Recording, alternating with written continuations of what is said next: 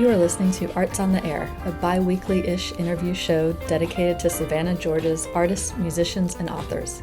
Each episode will feature a guest in conversation about their philosophy, practice, and current projects, as well as their thoughts on the state of the arts in our community of Savannah. Our theme music is a clip of Summer Nights by the Eric Jones Trio. It's provided by our friend Marc Chesanow, who plays with the Eric Jones Trio.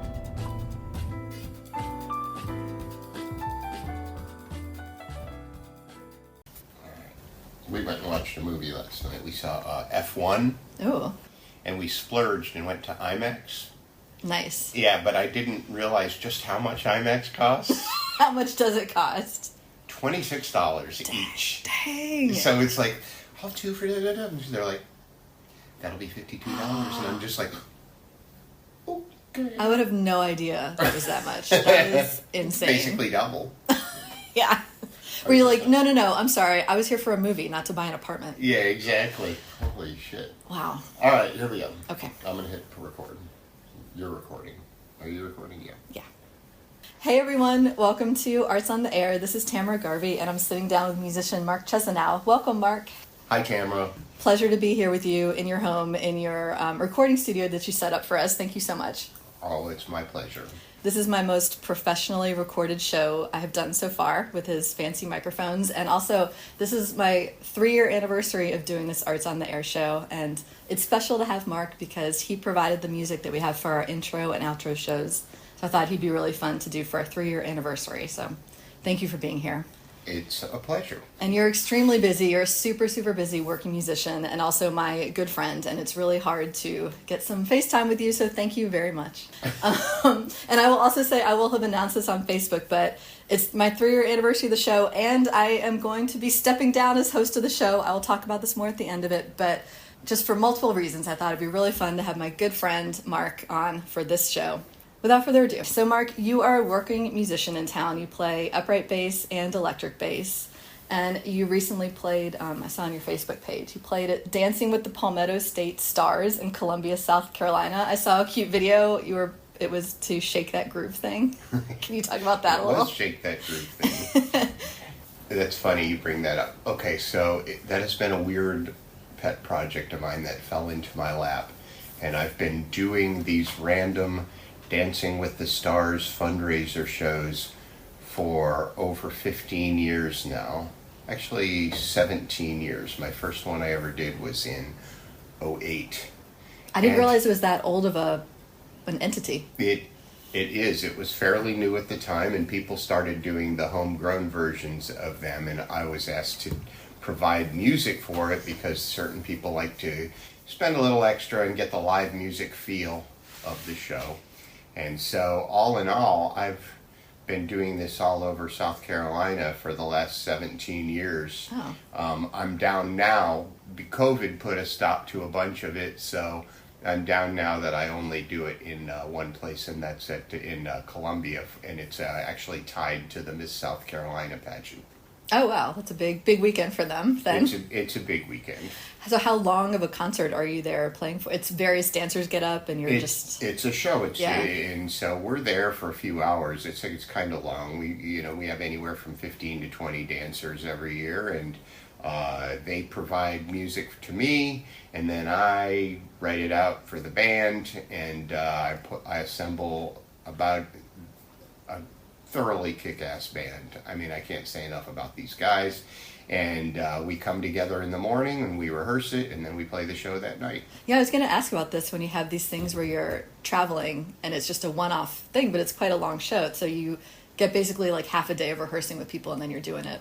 Well, we only rehearse for about 3 hours. Okay, because you know each other well at this point. Right. I saw also you recently did a Juneteenth celebration at the Outlet Mall in Pooler, which is really cool. I did. With your buddies Eric Jones Trio and Lakin Williams sang. Yeah, unfortunately, Lakin didn't get to sing because of the rain. But, oh, no. But me and Eric Jones and Robert Saunders and Lakin for years and years played Thursday nights at Good Times Jazz Bar. So I was looking forward to getting that back together a little bit. But anyway, but unfortunately it started raining before Lakin could actually sing.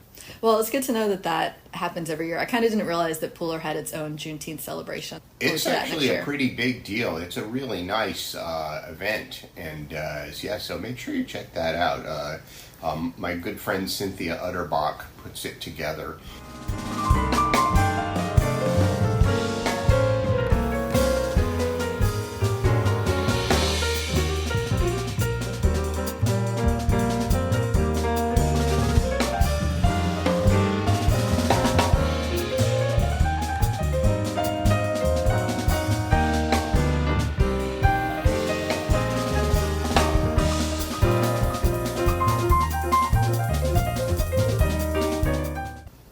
Put together a very large stage, and they get a lot of really nice acts coming through. So that's really nice for them. It's so smart to have it at the Outlet Mall. People are coming from really far away to come there. So and it's a big open space, so there were food trucks and different vendors and whatnot. So do you play anywhere else in Pooler? I've never heard you talk about it there really.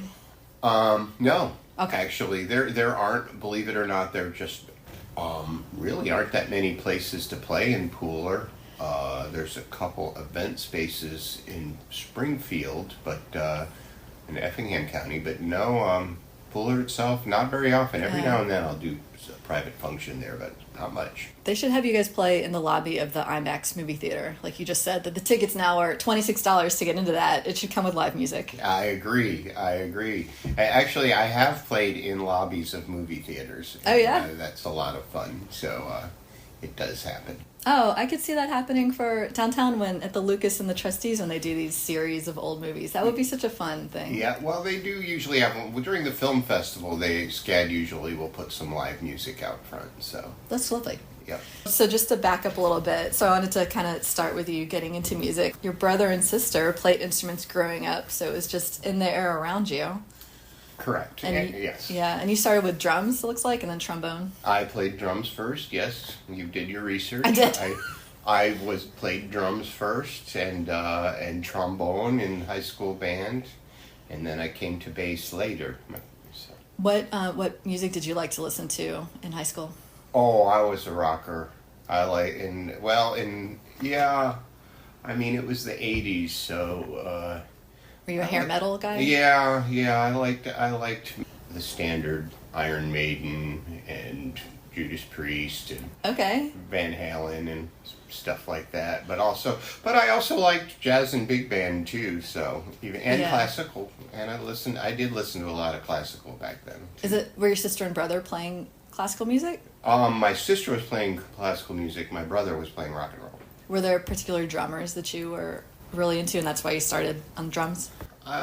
Drummers back in the day, back in those days, it was all about Rush, Neil Peart, and Buddy Rich was great back then, and stuff like that. Yeah. How did you decide to do trombone in school band? That seems like a very obscure instrument. To be honest, I don't know how I came to trombone. I think I just like the sound of it. And, the sound of the word trombone or the sound of the instrument? You'd be either one. The sound of the trombone. Okay. The sound of the trombone. This is how I pictured you getting into trombone, is that the school band was forming and everybody was divvying up instruments, and a lot of people went for flute and clarinet and saxophone, and then the band teacher was like, hey, we're going to need at least one trombonist. Does anybody want to play the trombone? And he volunteered. Well, back in those days, in the 70s, girls played the flute and clarinet. Yes, and boys played the clarinet. And boys played the trombone and trumpet and tuba. I mean, that's just how it was in the 70s. Yeah, yes. Did you and your siblings ever try and do a little Partridge Family thing? No, not really.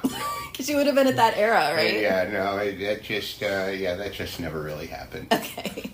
And then you went to University of Memphis and Eastman School of Music. I'm sorry, in my research, I didn't find which one came first, so you can clarify that. Okay, I went to Eastman School of Music in Rochester, New York for my undergraduate. Okay. And then from there, I went to what was then Memphis State University, but is now University of Memphis, and I did my master's degree there.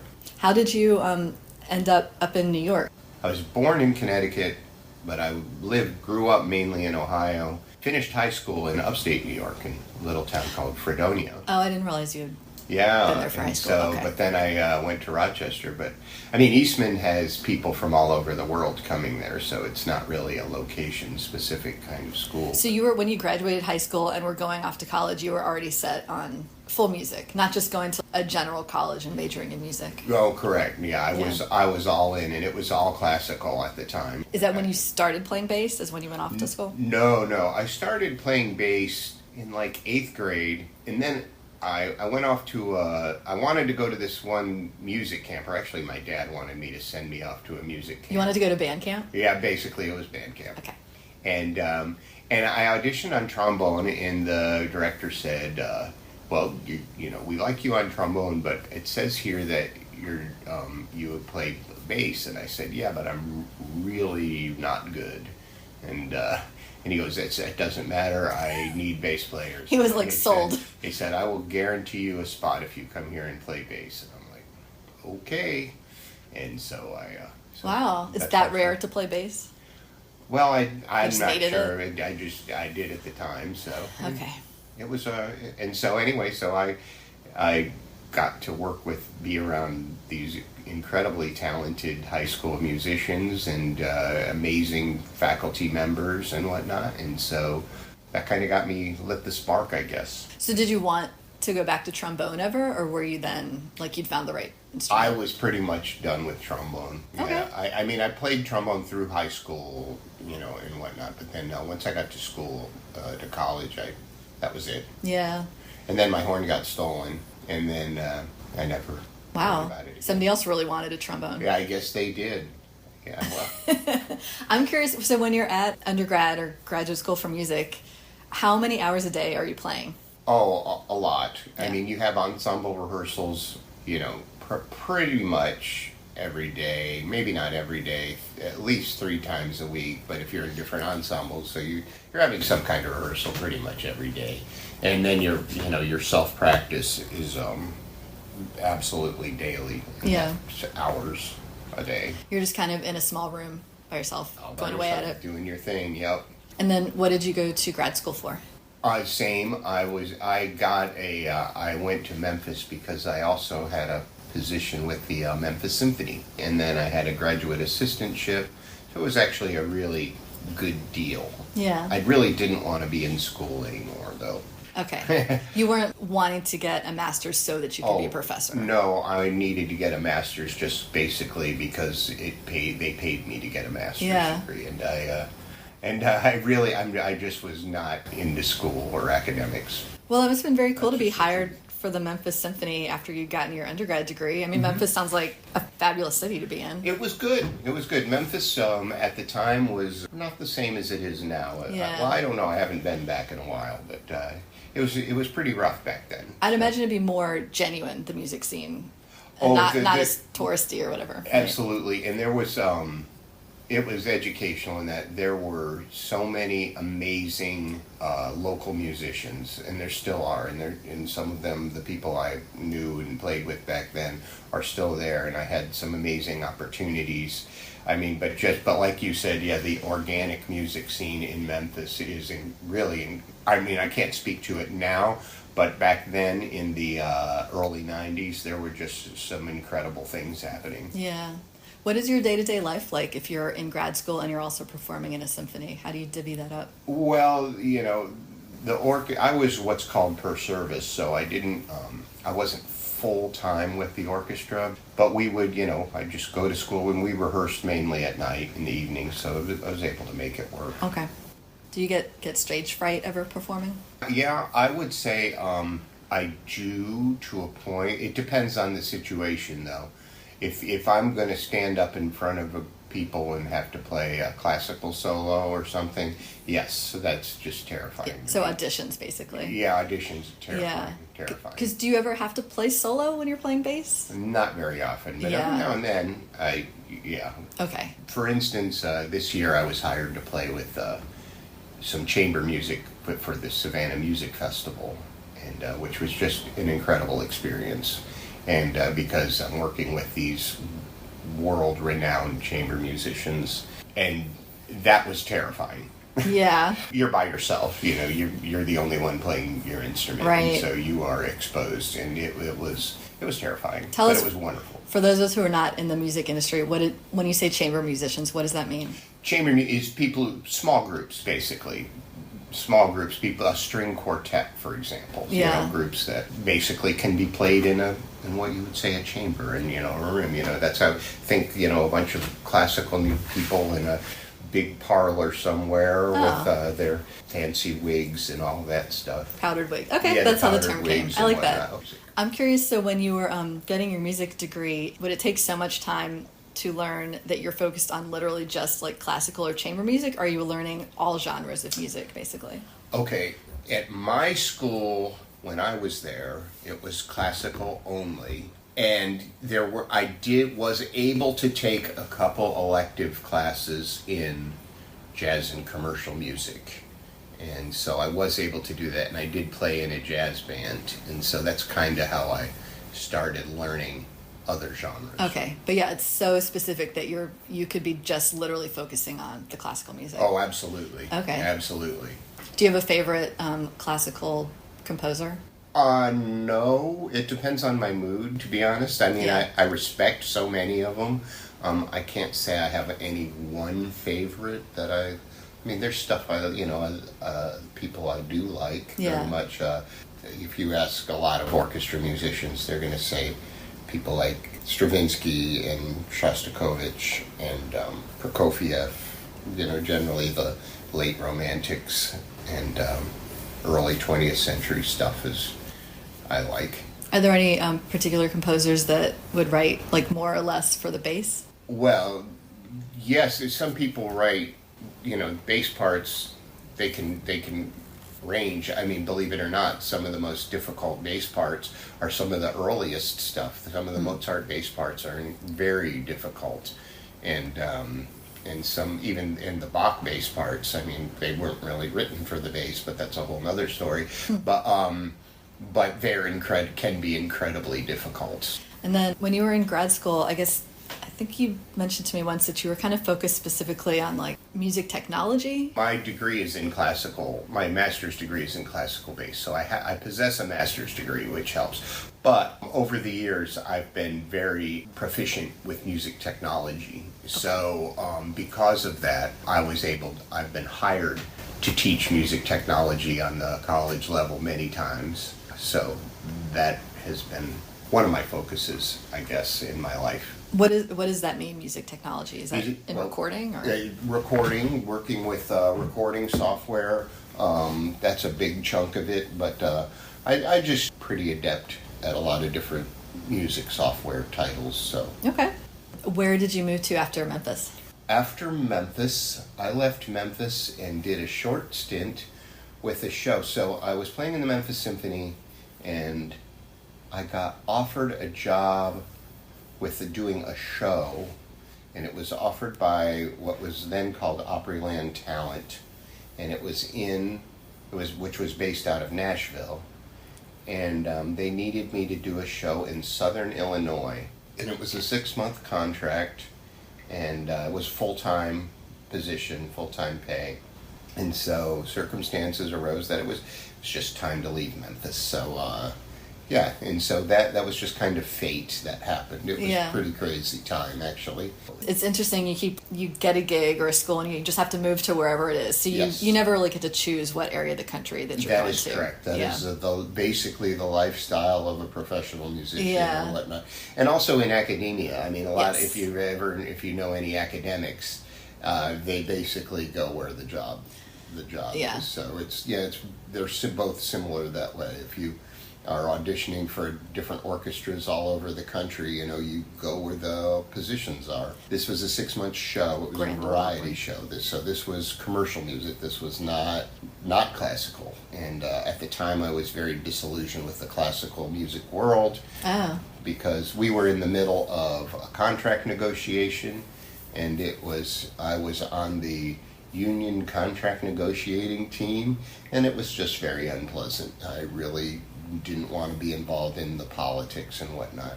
And actually at the time, after I left, I had vowed to never play in an orchestra again. Is there more drama in any one genre of music in general? I'm curious. No, there's drama in all genres. Okay, of our music. musicians There's are just tremendous amount of drama. There's a lot of feelings. Yes, there are always egos involved, and people are and that's neither good nor bad. Well, it can be bad, but a certain amount of ego is required, I believe, in the business. To stand in front of people and show people, this is what I do, requires a certain amount of ego. Now, you said this is commercial music. What does that mean?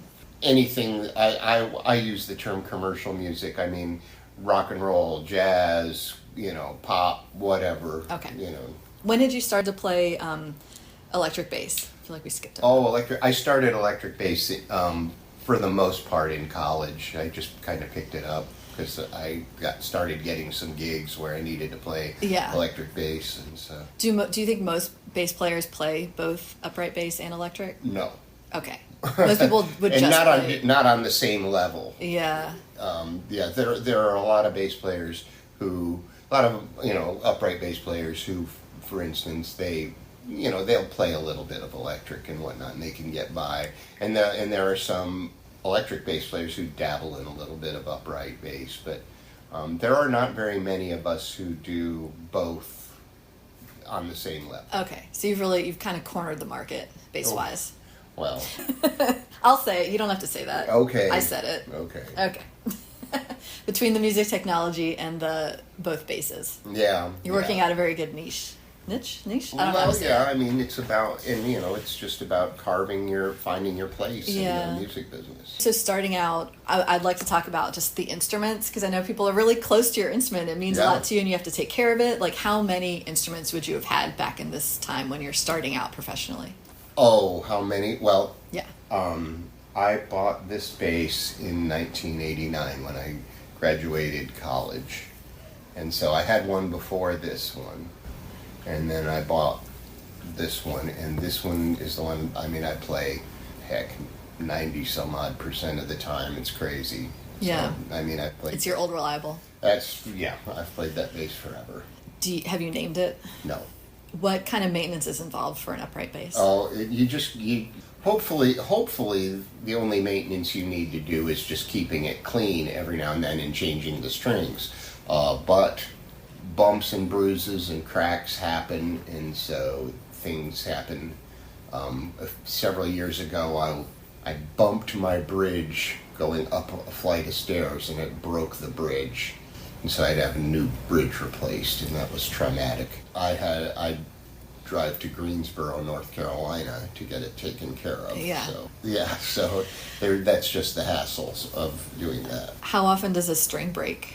Strings, they generally don't, unless there's something either wrong with the string or wrong with your bass. Okay. Or an accident happens. But strings on basses generally don't break. Do you yourself take the strings off and replace them every so often, or someone else does that? Yeah, I do all that myself. Some people don't, but I do. How often do you do that?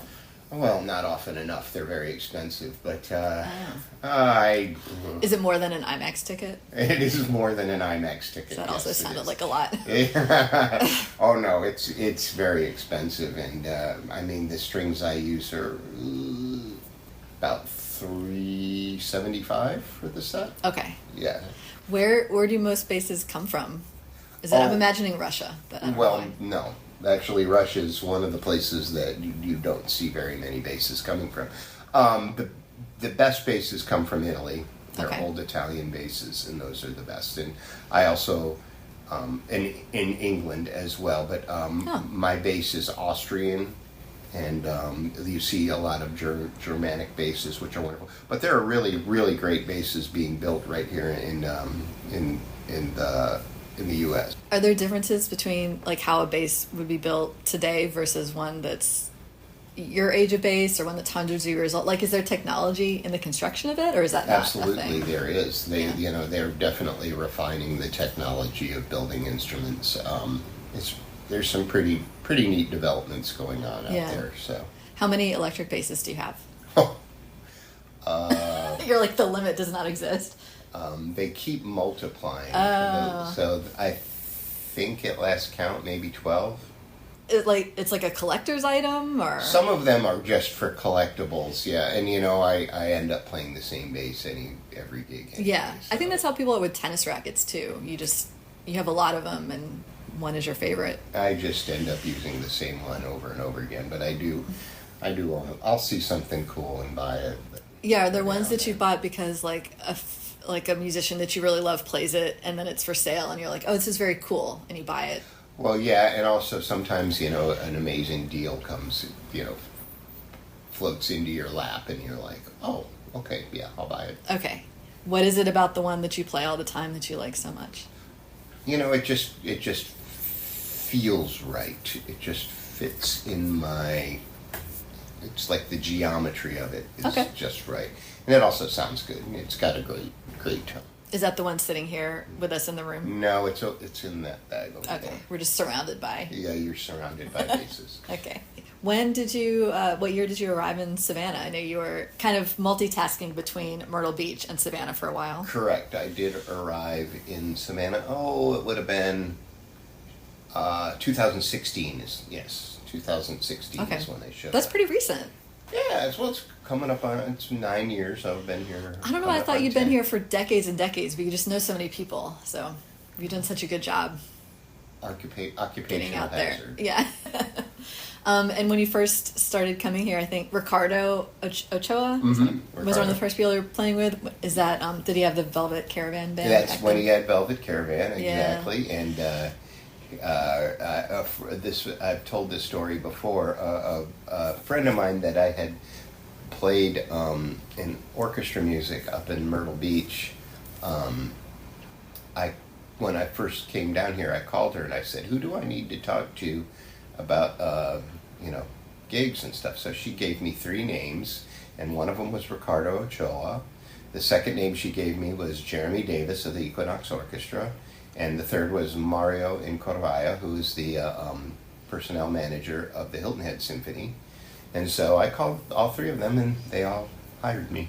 I love it. It's like they were trifecta. Yeah. So anyway, but yeah, and of course, Ricardo's become one of my best friends. Yeah. So.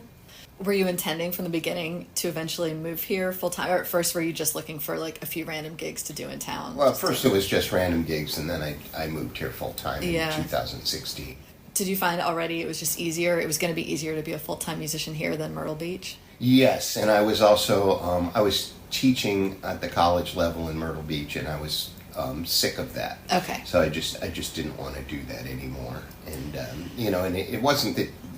We can get into this later if you want, but it wasn't the teaching itself. I actually enjoy teaching, and I really like working with the kids and whatnot. But the politics of it all and everything, all the behind the scenes stuff is just not for me. Yeah, I can understand that. I know you've said that a number of your students from that time are now professional musicians on their own, which is awesome. Yeah. I've had some. I'm really proud of a lot of them. There's some really great kids out there. Yeah, I love that you sometimes you're going there for your shows, and sometimes they're coming to Savannah for their shows. I love everybody just kind of bouncing around a little bit. Oh in the yeah, Southeast. and I try and support. I do try and support the kids when they come in. And I'm genuinely impressed by a lot of them and what they've done. I look at them and I'm saying, wow, yeah. I'm genuinely impressed. What I would imagine about Myrtle Beach is that it would be maybe easy to get gigs and really touristy in the summer, and then the rest of the year is kind of dead. Yeah, and it's changing. It's more year round than it was when I was there in the when I moved there in the 90s. It was definitely much more seasonal. But I had initially moved to Myrtle Beach to do a show, and I learned about myself that I'm not good at doing the same show over and over and over again. Yeah. And that's just not for me. And I know I have a lot of really great friends and they're totally cool with that. Some of the guys that do these Broadway shows for 20 some odd years. Right. It's you have a steady gig. It's steady work, and it's amazing, and it's great work, and I'm not knocking it.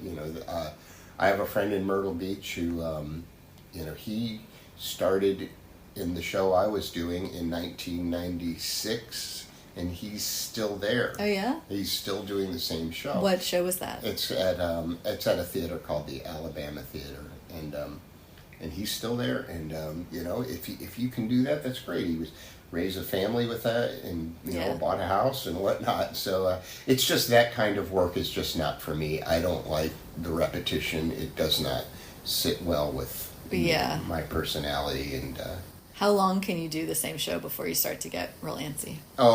If I do it more than 2 or 3 times, I'm done. Okay, that's fast. It's fast, yeah. So when you were transitioning from being a professor / doing the show in Myrtle Beach to living in Savannah, were you consciously you wanted to go into this full time, or did it just happen that you started getting enough gigs and you could just do it? Well, I was hoping I would get enough gigs to be full time. Yeah. And it just has worked out that way. So that was the idea. What venues do you remember playing at in those early years around 2016? Oh wow, 2016. Well, one of my first steady gigs was with Damon and the Shit Kickers, and we had we played every Saturday for happy hour at the Jinx. Oh. Yeah, and I think any of us who've been here for a while miss the Jinx. Yeah. So. What was happy hour like there? Did they get a lot of people in Oh there? yeah, it was great. We had so much fun. We had great times there. I bet that was good. Yeah. I used to go to the Jinx when I was in school on Thursday nights. They had 80s dance night, and it was for women. Your drinks were like $1. Mm-hmm. So I was going a lot of times on Thursdays and dancing on the stage. Yeah. So in your early years in Savannah, were you kind of divvying it up between these gigs at the Jinx, and then I know every so often you get these private things like weddings, then you have your symphony work as well. Do you like to keep a real mix between all these different things at the same time? Yes. So actually that's partially by design. I like to keep it's kind of what you would call diversifying. Yes. So if anything goes sour, then you're not dead in the water. So yes. So I do like to split my time, doing with different accounts, different people, different weddings, different orchestras, whatnot. Yeah. And so for instance, for years and years, we were at Good Times. So for those of you who don't know, Good Times was a jazz club on Broughton Street, and there was some amazing music being made there. We were there for 6 or 7 years. Oh, that long. Yeah, and it was a good run. And you were 2 nights a week, right? Minimum 2 nights a week, okay. And sometimes up to four nights a week. This is you and the Eric Jones trio. And it was me and Eric Jones and Robert, the Eric Jones trio, and we backed up a variety of, tons and tons of different players, and it was really, really great. But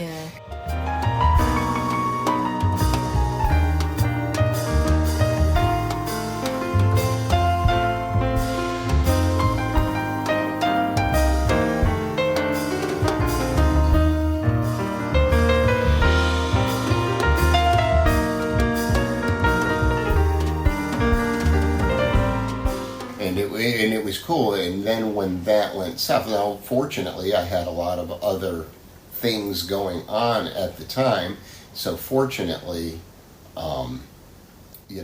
when that went south, it didn't, it stung, but not terribly. And that was just a couple of years ago that closed. You were there for a long time. Yeah, it was just a little over a year ago that closed, and that was really unfortunate. I just drove by recently and the doors were open and construction people were carrying things in and out. So really? Something is happening. Well, that's good to know. I'd be interested to see nobody knows what's happening there. Yeah, you talk about diversifying all these different aspects, which is the same thing in fine art too. I feel like that's why a lot of people have gone into more of an illustration kind of career, and most people I know who are fine artists are not just doing paintings and hanging them on the walls at galleries, but you have to have kind of projects and be in lots of different shops and places all over town, and you see a lot of different income streams. Yeah, exactly. Yeah. In those early days, how were you getting gigs and reaching out and finding, when it was pre so much social media, and how good are you at that? How would you balance all that stuff out? Well, I'm not good at social media. I lose interest, and I just can't every now and then I said, I'm going to post more about what I'm doing, and then I just don't. No, but how was it pre-social media? How was it getting gigs? Back in the day. Are you good at that stuff? I was much better then, because then it was you just had to get your face out there, and you had to, and you still have to today. You can't rely just on social media, and so you need to be out there. You need to be visible. Yeah. You need to go play the place and be cool. Don't go in there and just beg to sit in places and whatnot. Go hang out and genuinely meet the people, because hey, they're actually pretty cool people. Yeah. So it's like, make friends. Try and make friends with the people you want to work with. Be there, hang out, and make your face known. People hire the last person that they saw. Yeah. That's how I someone told me that years ago. People will hire the last person they saw. It's like, oh, I need a bass player. Oh yeah, I saw Mark last week. Okay, yeah, well, hire him. So yeah, I feel like you're touching on so much. It's really the same in the arts, where I always think it's really important to show up for other people's gallery shows. Absolutely. You're not necessarily going to buy anything, but people want to have like bodies in the room to show Yes. up and be doing your work for a good audience, and people have to do that for each other in the community. Absolutely, yeah, it's the same thing. Yeah, you have to show up. Your face has to be out there. And Right. Speaking of, I've been pretty slack about that lately. I need to be out there seeing some people. And the thing you talk about with people hiring the last person they saw, I feel like you've spoken on this before, that if you are in any way able to like say yes when somebody offers you feel like you have to say yes, because if they hire somebody else that night, then the next time they need someone, they might just go to that person. That is a thing. That is the truth. And so one thing we learn when we're young and we get beat into our heads is never say no. Unless the working conditions are just terrible. Yeah. Unless the pay is terrible. Now that's a whole nother situation we can talk about, is how we get paid, but but basically you need to, if it's a decent gig, you need to take it. Now that being said, there are times when I will turn things down for various reasons, but it's hard. It goes against everything that you've got to say no to a gig. Well, this is an aspect of getting, older / just deeper into your career, that you can be pitched something and look at it and know that it's not going to be that great, and it's like either the money's not going to be that great, or it's not going to help you that much, or it's going to be run poorly, and you can say no and feel fine about it and know you made a good decision. Absolutely. But that is part of being older, I guess. So I agree with that wholeheartedly. But yeah, I hear what you're saying. When I had a friend, when I lived in New York, I had a friend who was slightly older, and she does her work full time, and she's a jewelry artist, and she always said to me, to any opportunity that was pitched to me, that I should say yes and then worry later about how to make it happen. Like to not, because I have a tendency to get something pitched to me and to get a little nervous and be like, am I actually able to do this? Is this beyond me? Or will I be able to schedule this in? Am I too busy? But she was just like, say yes to everything and don't get in your head too much about it, and then later worry about how to actually fit it into your life. Yes, I agree with that. I have done that myself, where I've taken gigs on music that I'm not comfortable with, and just get comfortable with it. Yeah, that's a hard thing. I wonder, people who aren't in the creative industries maybe don't realize how much of the time we are doing something that we're like nervous about, a little scared about, not super confident in. Kind of how big a part of our career is like forcing yourself to do that anyway, and then it's a happy accident if it goes off really well, and now you have a new avenue to go into. Agreed. We do say no occasionally. Yeah. And usually a lot of the times I'll say no is when it's financial. Yeah, I think the corollary to this is just, as I said, as you get deeper in your career, you can sometimes make really educated decisions not to say yes to any old concert popping up at a parking lot or something. Right, exactly. Well, and I'm not being a snob. I'm not saying I don't play for light money. I will play, for sometimes for less, more or less, for less than what I would prefer to be making. But if the situation has to be right, it has to be amazing music, it has to be a great venue, or place, something I really, really want to do. Like some aspect of it has to be Yes. exciting. Yeah. Yes. Yeah. No, I hear you. Would you consider yourself to be an introvert or an extrovert? Ooh. That I don't know. I don't think I'm one or the other. There are times when I feel both. Yeah. I don't. There's an ambivert. Could be an ambivert. Oh, I never heard that word. Yeah, I really don't know. Yeah. I mean, I can be. I don't know. I've referenced this before. I think just the most recent interview with Marcus, where Jackson Evans once told me that you have to be good at like the art of the hang. Yes. So just schmoozing Agreed. with people, the nighttime thing after the shows, to, like you said, to keep up your network of people. And Marcus was saying that his career is such that he's in like a good steady amount of gigs and things are pretty regular. Like the level of it is good for him. He doesn't need any more. So he has been able to like tail off on like hanging out so much at night and doing all that too. Right. I'm with Marcus in that. Yeah. I have curtailed that, and that's that makes me think. It's like I need to go see some people. So Yeah. Do you think for musicians, are people like, would you self-select out of the entire industry if you're not a real night owl, or can people fight against that? So I'm sorry. Say that again. If you're not a night owl naturally, you better learn to be one. yeah. I mean, the good thing, I don't know if this is Savannah or if it's local or if it's just the sign of the times, but it's not as bad being a night owl as it used to be. So when I was younger and in Myrtle Beach, the gigs were late. They were 10 at night till 2 in the morning was a pretty common time slot back in those days. Yeah. 10 to 1. Even some places were even 11 to 3. It was late. So most everything in Savannah, that I'm involved with is done at 10.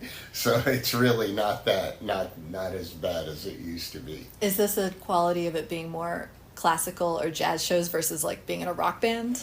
Yeah, but even a lot of the rock shows aren't as late as they used to be. Oh. I don't feel maybe I'm just going to the wrong Maybe this is places. specifically because the Jinx isn't there. Yeah, that was the that's late night true. place. That's true. Because Marcus also talked about early on having gigs that like ended at 4 a.m. or something. Yeah. Oh, absolutely. Yeah, it was a thing. Yeah. You kind of touched on this earlier, but yeah, do you want to talk a little bit about like how do people get paid for gigs, and does it vary based on how many people are in the band? Like, how does that work? How does this go? It's a complicated thing. So, yeah. Most of what I'm doing anymore is private functions, and so we charge basically per the musician, and then whoever's booking the gig, they're going to take a little extra for their time and trouble. Absolutely, if there's an agent involved and whatnot. So, you just have to, be very comfortable with what you're charging and what your rate is, for a particular event. So when either a club reaches out to you or like a special performance, they don't necessarily offer you a thing and you take it or leave it. They reach out to you and it can go either way. Okay. It's a negotiating process. And, there's an old adage, whoever throws out the first number loses. Yeah. So, I try to, I just want to see where their ballpark is, because sometimes, you'll be communicating with somebody and then they have a total different concept of what it actually costs to make this happen. Yes. And so then that's just dead in the water. I know you mentioned there's like when a new venue maybe opens in Savannah that Correct. is ostensibly for music, but maybe doesn't know what they're doing, right? That happens, and that is a true story that happened, and I won't name names, but I went to this one venue to talk to them about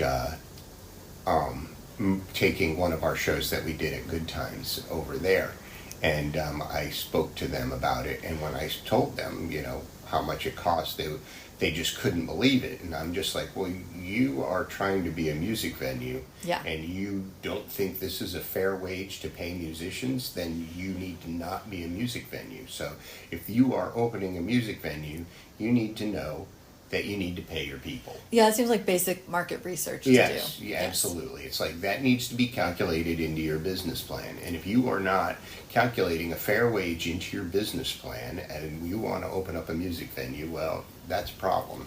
So this aspect of being very far apart on price seems like it wouldn't happen with like a really long established club. Like Right. people are just in the same line. Right, and there are established clubs in Savannah that they pay a fair wage, and we work there, and so. I know you go to Hilton Head quite a bit, and Jackson goes there too. Yes.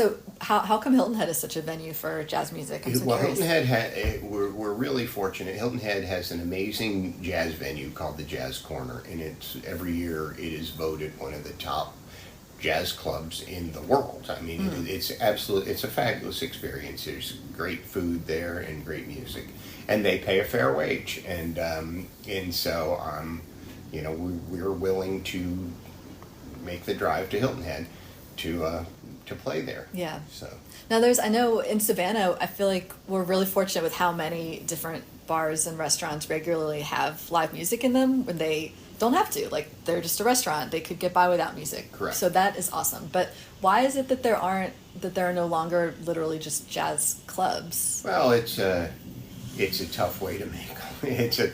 There's an old joke that it's like, how do you get $1 million with a jazz club? And the answer is, well, you start with $2 million, and then very soon after that you will have $1 million. Okay. And then very soon after that you will have none. Right. It's rest in peace. Good times. Yes, it's a tough sell sometimes. And the ingredients have to be all there.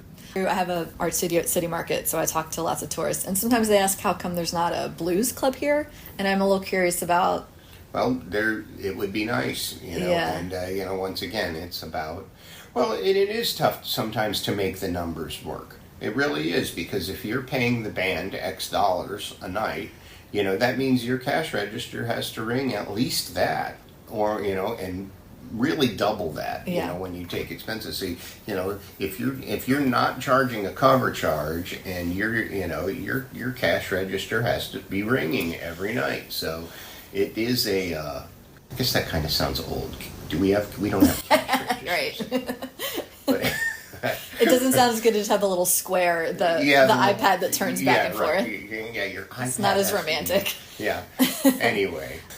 We talked a little bit about, so you with the Eric Jones Trio, you guys have a CD. I can't pronounce this word. What is the name of it? Azubuike. Okay. What does that mean? That means the past is our strength. And I'm sorry, Eric, but I can't remember what language, but it does mean the past is our strength. Okay. Maybe somebody can write in with the answer to that trivia question.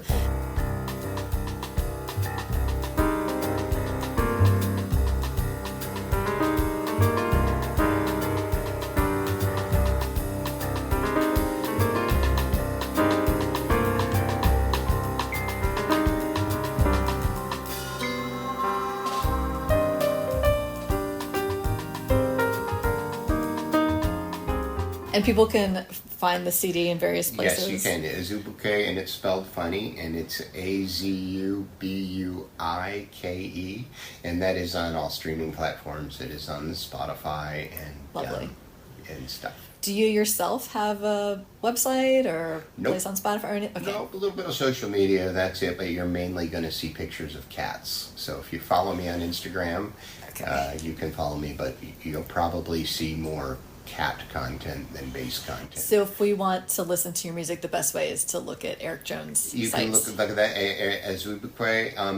I did a music video a few years ago we did, and I'd like people to look that up, and maybe we can play a little clip of the audio from that. Yeah. And that is, it was the Eric Jones Trio with Cynthia Utterbach, who's a fabulous singer, and she lives in Pooler. And we did a really nice video of a Nina Simone song called For Women.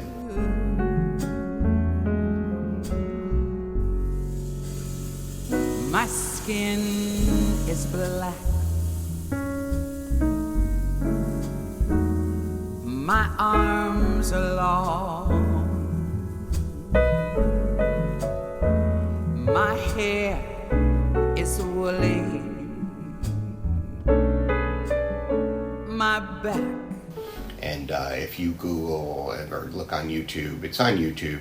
It's just Google For Women, Eric Jones. It'll probably come up. That sounds like that could pull up some crazy porn video. Right. You're telling people to Google. Okay. I never really thought of that. Anyway, thank you for. Maybe I'm just disgusting. Yeah, maybe it's you. Anyway, and that we it's a really nice video. We did it with Rosanna Lucia, who is Ricardo Ochoa's niece, and she directed it for me. Oh, that's lovely. I had a vision, and then she said, "Oh no, your vision is not as good as my vision." I'm like, "Okay, you're right. Your vision is better." Anyway, put that together a few years ago, and that was really wonderful. Have you been much part of the band in a recording studio for people as a backup person? Oh, is that sure, a thing? absolutely. Yeah. I'd like to do more of that, but I do that. Okay. I mean, it's a thing you'd be open to. And I do things. I've made tracks for people at home where they send me something, and then I put the bass on top of it and send it back to them and whatnot. So. Okay, so you've been a musician in the Savannah Jazz Fest a number of times. How did you originally get started in that, and what is that? You bouncing around the city kind of for 1 week, basically? Bouncing around the city and getting called. And part of that was, with Good Times becoming affiliated and really close with Teddy Adams, who's the local jazz legend, and we all love Teddy. And he's kept me involved with Savannah Jazz, which is Savannah. They have Savannah Jazz Festival every fall, which is just an incredible large free event. Yes. And we love the Savannah Jazz Festival, and please come to that. Anyway, but also they do monthly concerts, and so I've been involved in many of those monthly concerts that they do. Oh. Which is really exciting. And where are those held? All over town. They could be in several different venues. Coming up in August, I'll be working with the Savannah Voice Festival. Okay. And we'll be doing a couple operas, and that will be really fun. Oh. And there'll be some good stuff. So, yep. Is it sad that you never get to be in the same place at the same time with other fun bass players around town? It is funny about that. When we do see each other, I'm like, hey, Yeah. And then people ask me, it's like, if someone's good or not, and I'm like, well, I don't work with other bass players, Oh my gosh, so it's so funny, yeah. So you never get to be with Maggie. Yeah. And I love Maggie to death, and she, we actually have done gigs together where she has sang, but I've cool. played bass, and that has actually happened. But it is kind of funny. It's just how we roll. We cross our bass, all the bass players. We just kind of cross paths. I love that Rancho is one of the places that regularly. So if you guys don't know, every Friday and Saturday night there's live music at Rancho, and you guys are kind of this loose collective of people that shuffle in and out and do things, and it's like bossa nova type music, which is cool. Yeah, all kinds of different music. So it's mostly jazz, and it's and there are a lot of different people that do shuffle through there. Yeah. So last fall, you were part of that Paul Simon compilation show at Victory North, which is very cool.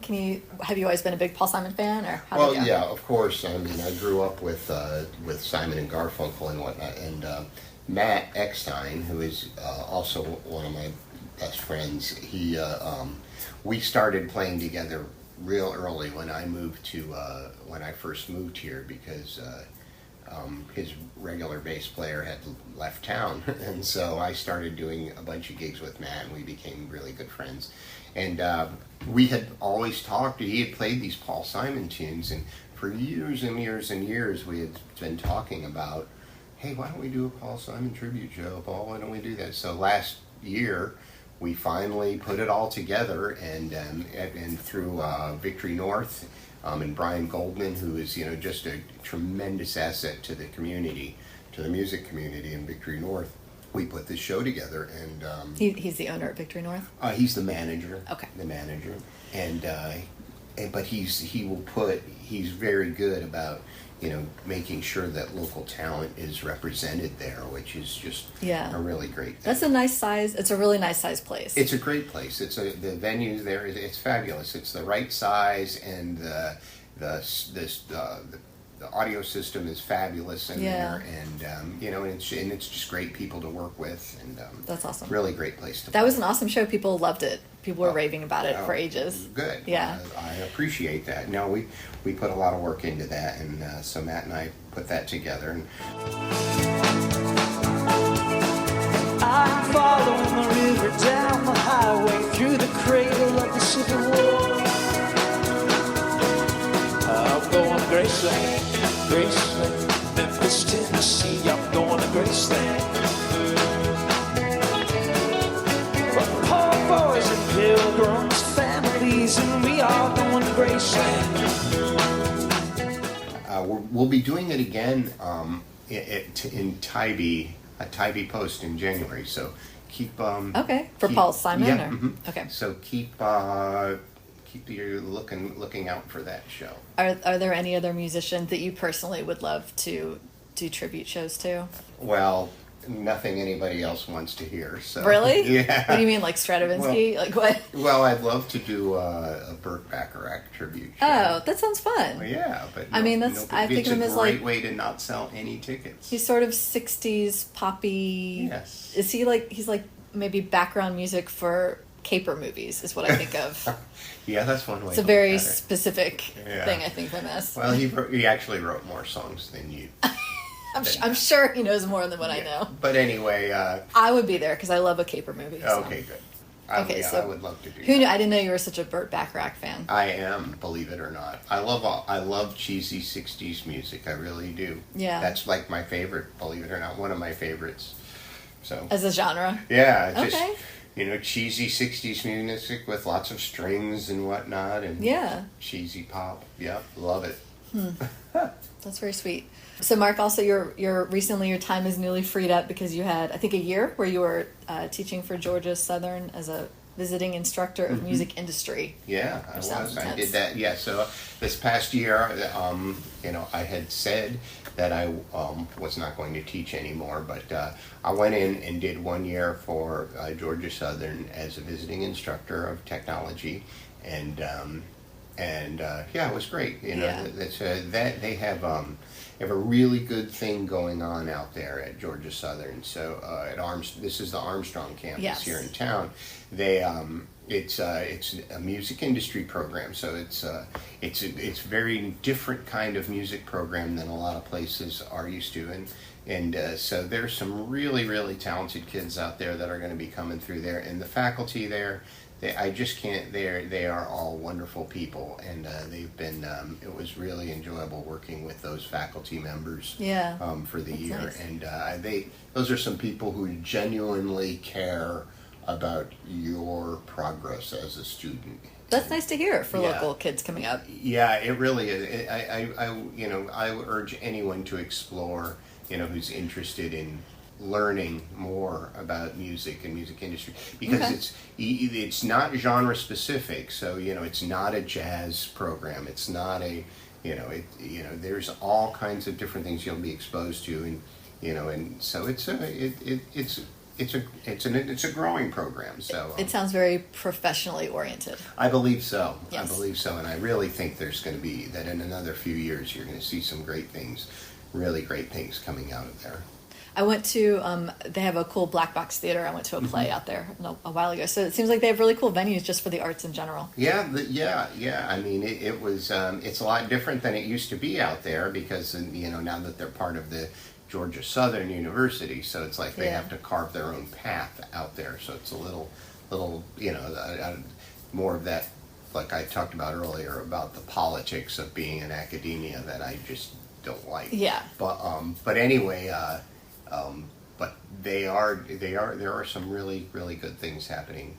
Well, I think it's good you tried it. Like you said, years ago, you'd said to yourself you were never professoring again, and you got the opportunity for this 1 year, and you did your 1 year, and you didn't Right. love it, so you finished your year, and that's good. You Yes. tried it, because you never know. Absolutely, yeah, absolutely. So now you're newly freed up for more music around town. So Yes. I expect to see a Burt Bacharach tribute CD coming out Well, momentarily. I would say that probably will never happen, but Okay. But Well, Mark, this has been such a pleasure talking to you, and thank you for, it's very full circle. This is my 3-year anniversary of doing the show. Like I said, the Eric Jones Trio is the intro and outro music that you provided for me ages ago. So finally people get to listen to you and hear the kooky guy who gave us that music. Thank you. Kind of final words you want to tell us about your being a musician in Savannah? Or no, I'm just thanks for having me on. I appreciate it, and You're very welcome. all right, and we'll see you soon. We'll see you out there. Yeah, follow his Instagram for cat Yeah, videos. you can find me on Instagram, and you can And- see more about cats than basses, but I guess follow Eric Jones for actual follow info Eric about Jones the music. Trio. Well, it's just Eric Jones. He has a pretty active page too. So. Okay. Where Eric is going, you're going, so you can find Mark. I hope so. Thank you, everyone. Well, it's been Marc Chesanow, and you are listening to Tamara Garvey with Arts on the Air. Thank you. Hi, podcast friends. This is Tamara again. Just following up on the big news. I kind of alluded to this at the beginning of the show, and if you follow us on Facebook, you would have seen this already. But this show that you just listened to with Mark, it was my 3-year anniversary of having taken on the host reins from Rob Hessler, and this is going to be my last show. I've decided it's time for me to step down as well. I've so much enjoyed creating this podcast. I've met so many wonderful people, and it's been really rewarding to feel like I'm archiving this snapshot in time of Savannah creatives. I'm just going to divert my free time to other pursuits, and this big 3-year anniversary show felt like the perfect time to kind of bring my era of podcast host to an end. But I found a friend to hand the show off to, so you're in great hands. Everybody, please give a warm welcome to my friend Kate Stanton-Melendez. She will be the next host. She comes from over a decade of work at galleries and museums, and you might have met her when she worked under Carmen Aguirre at the Mansion on Forsyth Park Gallery. She moved to Charleston for a few years to work for a different gallery there, and now she's back in town, so she's really excited to take over the reins as podcast host. So keep an eye out. The next show is going to be kind of a 4-way chat, like a handover chat between Kate and myself and Rob Hessler and David Laughlin, and then we will all see where Kate takes the show, and I know she'll be wonderful, and I'm really excited where it goes. And I want to thank everyone for listening to the show while I was the host. It's been really rewarding, and I've gotten so much great feedback from everybody about how much they've learned about each other. So thank you so much for listening, and let's all see where the show goes. Thank you.